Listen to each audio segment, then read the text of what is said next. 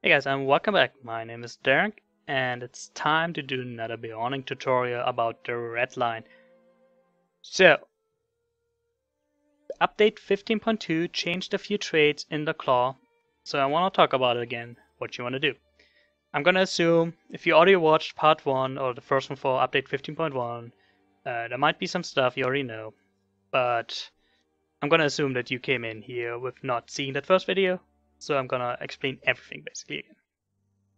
So the claw is the DPS line for the Beorning, and if you solo, this is what you want to run with. Unless you die a lot, or you can't deal with, high hitting monsters, you might want to use the yellow line. But normally I would run with the DPS line. So skills in here. Thresh damage. Increases your thresh damage, which is your major DPS skill. You want this. You do the most damage with this skill. It's perfect. Put all 5 points in here. Critical chance increase. Up to 5%, which is amazing. So the crit cap is at 25%. With this in, you can have a crit chance of 30%. Absolute amazing. There's no reason not to get this. Slam heal. So what this will do is, I would use it if you behind an enemy and you use slam, you heal yourself for 1400 to 1600, which is a lot. That is a lot. If you're in any group instance and you have a tank, the tank will always face away the boss from you, and you will always attack the boss from behind. The advantage to that is you don't get hit by any frontal AoE, the boss cannot parry or block your attacks, and you heal yourself. Always attack the boss from behind. It sounds cowardly, but it's really effective, and you heal yourself. Must have. Bleeds. In 15.2, bleeds got majorly buffed. I love them a lot. Absolutely use them. You can do a lot of damage with bleeds. I will put up a video showing the skill rotation, and we're gonna talk about Bash, which the buffed, and it's pretty good now. It does about 1500 damage per second just from bleeds. Really nice. Sacrifice. I'm not a big fan of Sacrifice. What it does is it takes some damage away from the target and puts it over to you, and you generate some wrath. So you would put this on a tank and you would take some damage. It's very situational. I can see some instances where it makes sense, or if you have like a champion tanking instead of a real tank. You know, maybe you want to take some of the pressure off him and put it on yourself, especially if you can heal yourself. Situational. If you just run around solo, don't use it, because you need a partner for this. Yeah, I can see some group instances where you might want this, but just for your general build, I wouldn't use it. Execute, absolute must-have. Execute is the highest hitting skill. Absolute. Gonna talk about execute a little bit more. Actually, let's talk about it right away. The next one increases the damage and increases the threshold. And so what this means is, right now, only if a monster is at 30% or lower can we use execute. Now if you put these points in, we can do it at 50%. Really nice. And then once we go down there, we can get the moment of opportunity, which will give us a free execute that doesn't cost any wrath. So right now execute will take all the remaining wrath that you have. So you don't really want to use it when you're at 115 wrath, right? You want to use it at the very end, because then you're already out of wrath. But if you get this free execute, it won't cost you any wrath, so you want to use that all the time. You can only get it after using bear skills, so that's a change. It used to be auto attacks. Now you have to use a bear skill. You probably lose 2 to 4 executes per minute of bear form with that if you're unlucky. I don't think it's a super major debuff, but you get less free executes. So we're gonna put points in there once it unlocks. Lumber. Using Rush causes your NX attack to knock down your target. Always nice. There's some monsters you might want to knock out right away. Or you can use it to have a knockout. Useful skill. Serried Edge will give you Biting Edge, which is an AoE attack. 5 targets, a bleed as well. Very nice. Especially since the buff depletes a little bit. I would use it. And now we can put our points here in the moment of opportunity.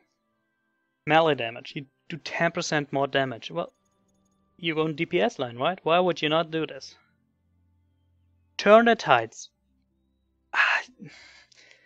So that buff the skill, it does a lot of damage. If you have 3 corruptions on somebody and you remove them all, you do a lot of damage. Don't get me wrong, but it's so situational. Maybe if you go in a boss fight where you know there's a lot of corruptions, maybe, you know, the Watcher or something, you might want to put this in, but just your normal, you know, daily run build, I don't think this is worth any points. I wouldn't put in, definitely not put in 5 points. I wouldn't put in any points, to be honest. I saved the Beast Swarm, so now it used to be you get that your opponent has minus 15% mitigated damage. Now it's minus 30% up to minus 50% run speed. Useful on the Morse.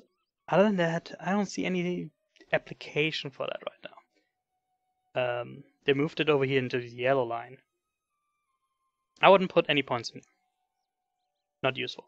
It's very situational again. Composure, so makes you hardened into a heal.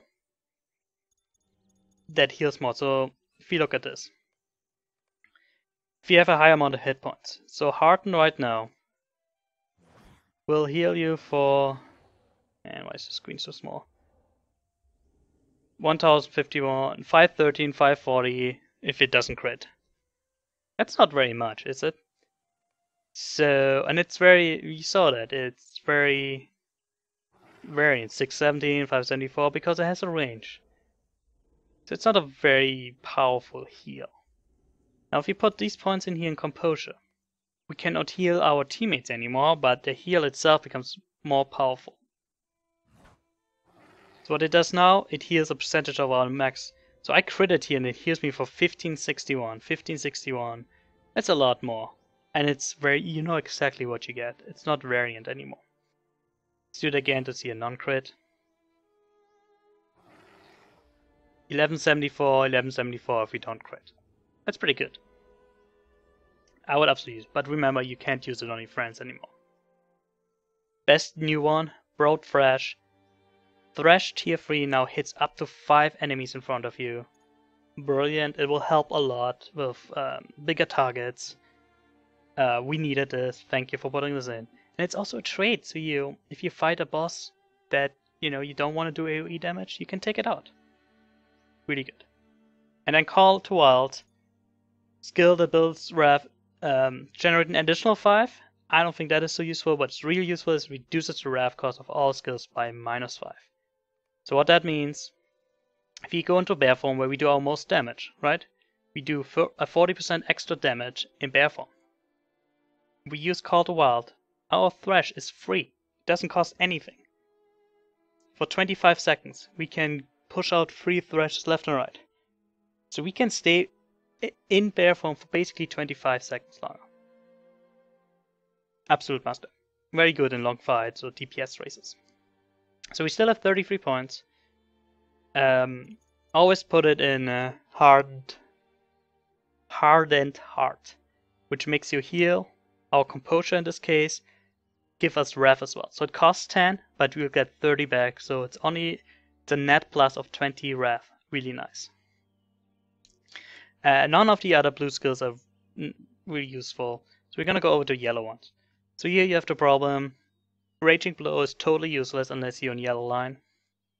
So you can either use Encouraging Blows or Extra Fate. I honestly like the Extra Fate more. Depends on your playstyle, I guess. Next thing we have the choice between Stampede or Improve and Harden. Now you might think, oh, Improve and Harden, our heal will be better. Problem is, it doesn't increase your heal. Put this in. 1174 was our other heal. 1174. It's still the same. So this does not improve your heal. So don't waste any points in there. Don't use this. Unfortunately, I cannot just. I have to respecialize. Let's do that real quick. Shift and at the end, I guess. So yeah, don't put any points in there. It does not increase your heals. You might think, oh, this one doesn't say Composure. but it still improves your skill. But this one doesn't say composure, and it doesn't improve your skill. Don't waste your points. Let's put these points in. So you want to go with the Stampede. Nice and simple. Alright, so we still have 7 points. Now, I would always put it into the takedown. Takedown gives you an extra knockdown that you can use anytime at a monster or something like that that you want to interrupt. So that's nice. Then you have the choice between a free heal and getting a bubble when you get stunned. I will actually go with the free heal. Because this bubble is so situated. You have to be stunned, you have to have your shake free ready with a 2-minute cooldown. So the maximum you can get this benefit every 2 minutes. This benefit, which makes our next heal free, I can get every 40 seconds. So I can apply this more often. It will make sure that my composure doesn't cost anything. It will just give me a net of 30 RAF, which means I can go back into bear form faster, and I can do more damage. So this will increase our damage by using less RAF. That's my logic. That's why I would take this. We still have 1 point. If I had 74, I would have 2 more points. I could use something else if I wanted to, but I only have 1 point, so I'm just gonna put it into the B, so I have that slowdown.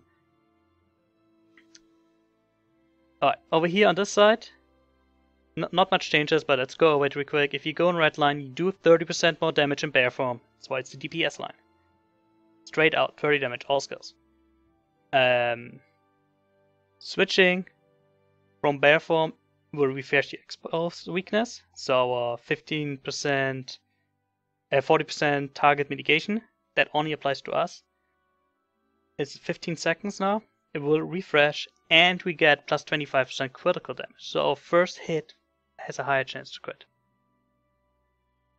Sharpened Claws, after using Ferocious Roar, your next heal will automatically crit. So if we use our Yell, not only will our next heal be for free, but our next hit will also crit. Really nice. Brutal Energy, re-enters more, will now deal its damage half the time. So you spend less time standing up, doing that motion, and you can do more damage faster. Absolute must-have. Really good. More Bash Bleed Pulses. Really good now that they buffed Bash. Love it. Each hit of Thresh increases the damage of Beorning by 5%, stacking up to 3 times. That's why you want to refresh your Thresh all the time. At the end, you constantly do 15% more damage. And then last is, for each RAF, you get a 3% crit chance for every 20 RAF.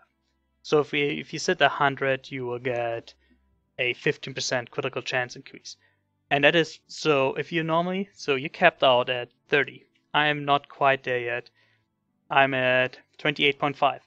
But with that, we could get up to 45% when we had full RAF.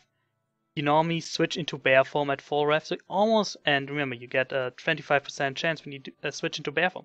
So you almost have an automatic crit anyway when you switch into bear form. Really nice. Well guys, I hope this helped you getting more DPS on your Beornings. Let me know what you think. Thank you for watching. If you have any comments, feel free to comment. If you have any questions, feel free to ask. Thank you very much. See you next time.